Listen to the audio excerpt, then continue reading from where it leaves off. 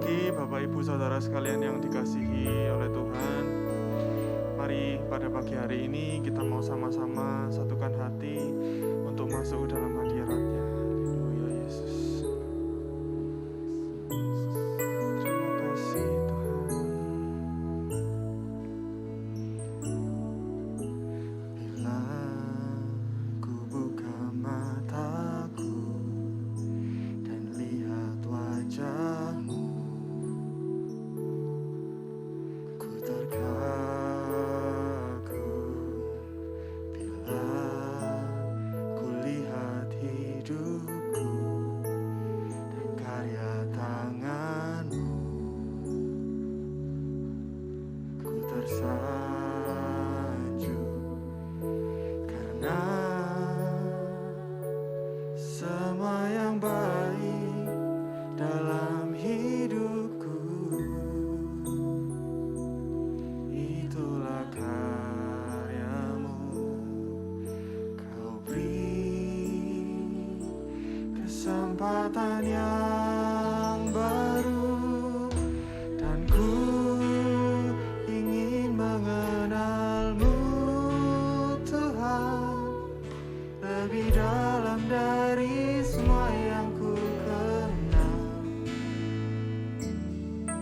Tiada kasih yang melebihi-Mu. Ku ada untuk menjadi penyembah-Mu. Oh, haleluya. Oh, bila ku buka mataku dan lihat wajah-Mu, ku terkagum.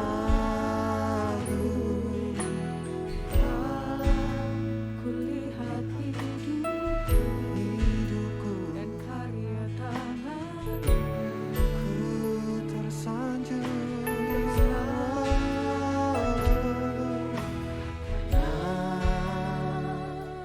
semua yang baik dalam hidupku itulah karya-Mu. Kau beri kesempatan yang baru dan ku ingin mengenal-Mu Tuhan lebih dalam dari semua yang ku kenal. Tiada kasih yang melebihi-Mu. Ku ada untuk menjadi penyembah-Mu. Oh, haleluya. Terima kasih Tuhan. Mari kita mau sembah Dia. Engkau baik Yesus, Engkau baik Tuhan.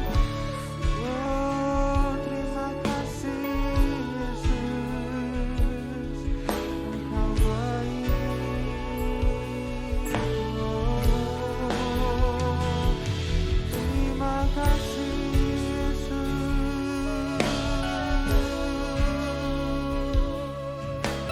Haleluya. Oh, haleluya. Terima kasih.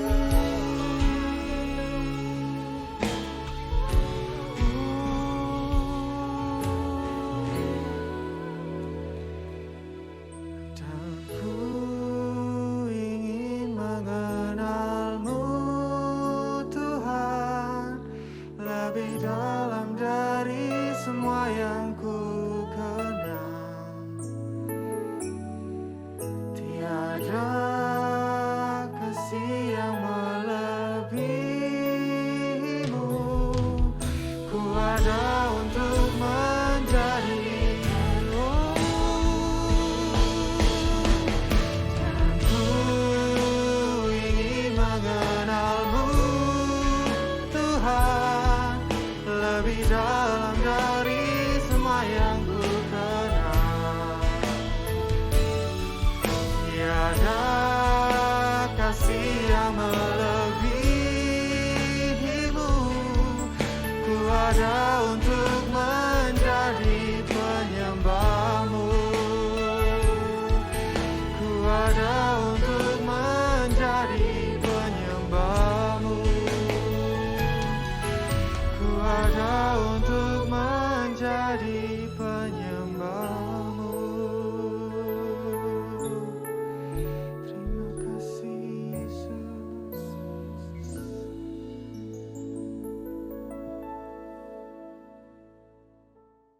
Selamat pagi Bapak Ibu yang dikasihi Tuhan. Firman Tuhan pada pagi hari ini berjudul Sudahkah Anda menerima baptisan Roh Kudus?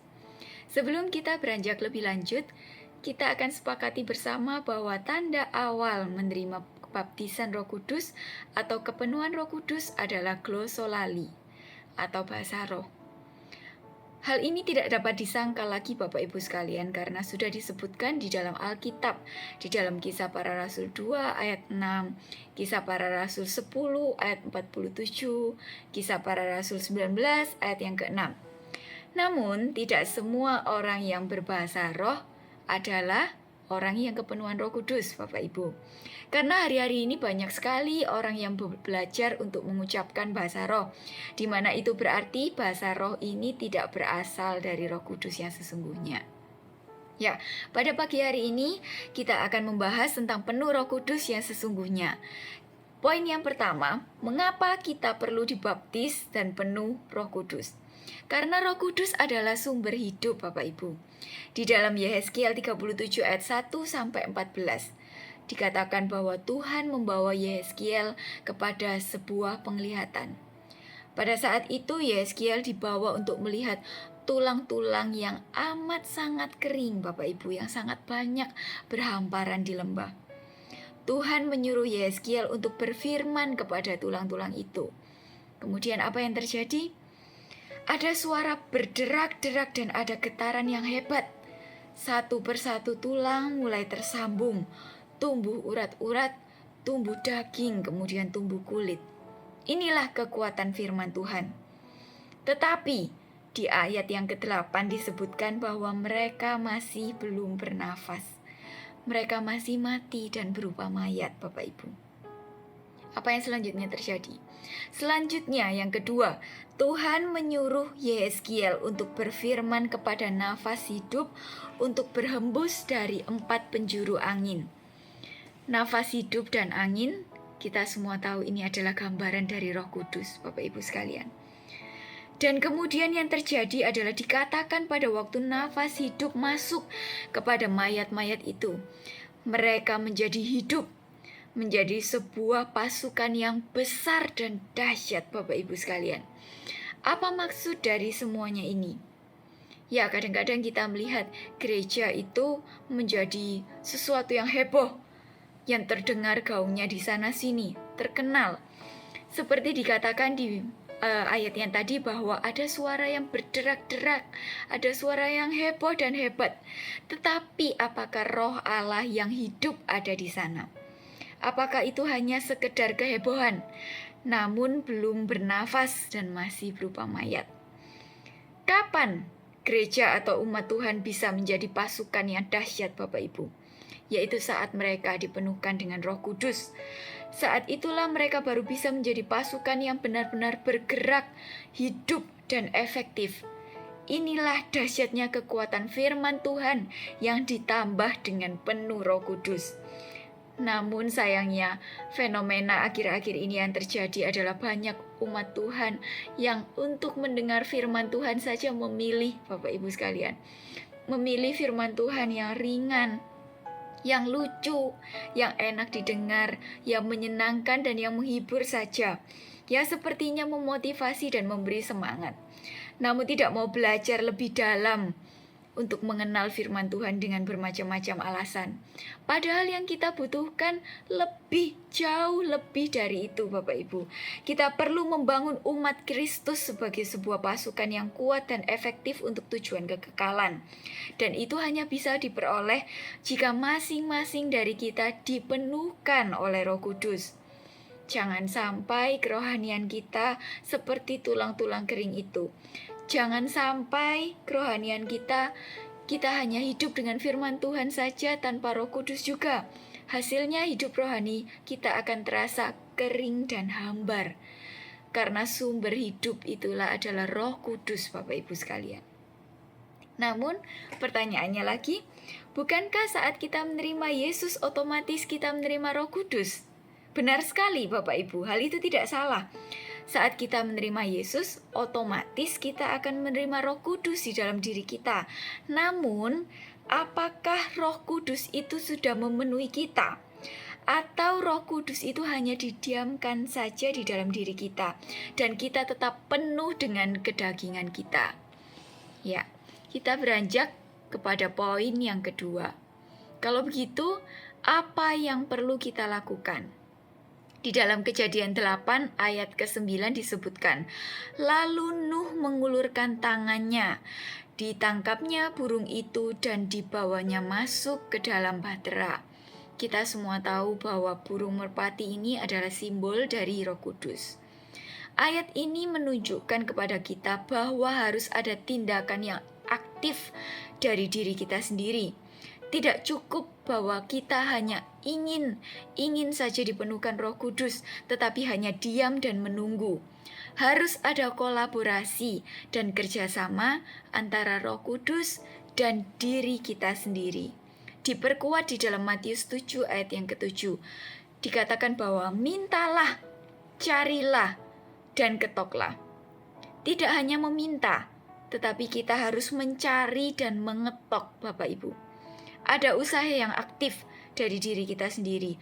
Bahkan terkadang dibutuhkan pengorbanan, komitmen, juga kesabaran. Ya, satu hal yang tidak pernah saya sesali. Saat beberapa tahun silam, saya sepulang dari kerja, saya merasa sangat kelelahan Bapak Ibu.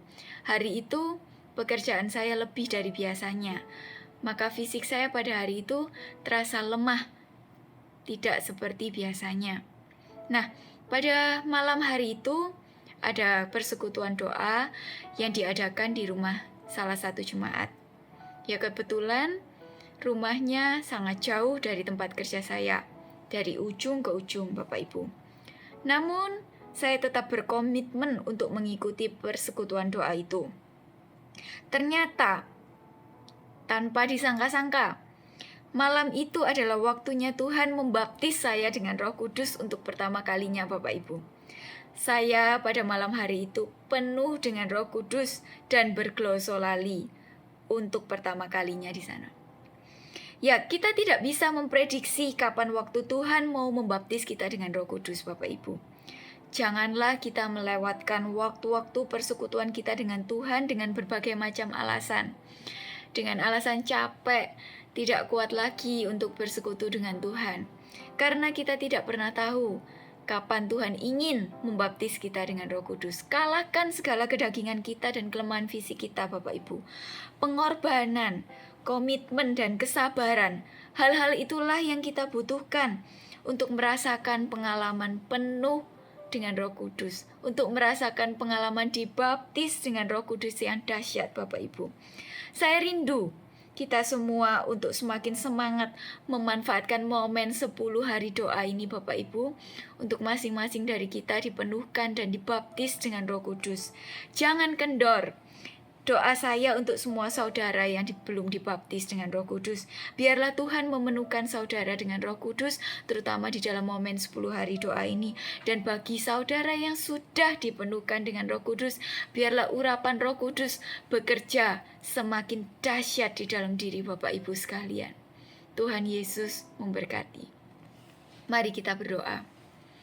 Bapa di dalam surga, kami mengucap syukur Tuhan untuk momen 10 hari doa ini Tuhan. Biarlah kami Tuhan semakin dapat memanfaatkan momen-momen ini Tuhan untuk semakin bersekutu, mendekat kepadamu Tuhan. Biarlah semua dari kami yang belum dibaptis dengan Roh Kudus kiranya Engkau berkemurahan Tuhan mencurahkan Roh Kudus itu ke atas diri masing-masing sidang jemaat-Mu ini Tuhan. Karena kami percaya itulah juga yang menjadi kerinduan-Mu Tuhan, untuk memenuhkan setiap dari kami dengan Roh Kudus ini Tuhan. Engkau yang menggenapkan firman-Mu Tuhan, bahwa di hari-hari akhir ini Tuhan, Engkau akan memenuhkan Tuhan setiap umat-Mu dengan Roh Kudus Tuhan. Dan bagi semua sidang jemaat-Mu yang sudah dipenuhkan Roh Kudus, biarlah urapan Roh Kudus bekerja semakin dahsyat Tuhan di dalam diri setiap sidang jemaat-Mu ini Tuhan. Dan biarlah semua dari kami Tuhan menjadi pasukan-Mu ya Tuhan, yang bergerak dengan efektif dan dahsyat Tuhan di akhir-akhir zaman ini Tuhan. Terima kasih Tuhan, terima kasih. Kami percaya Tuhan, Engkau akan memberkati kami Tuhan di sepanjang hari ini Tuhan. Terima kasih Tuhan, hanya di dalam nama Tuhan Yesus Kristus kami sudah berdoa dan mengucap syukur. Haleluya. Amin.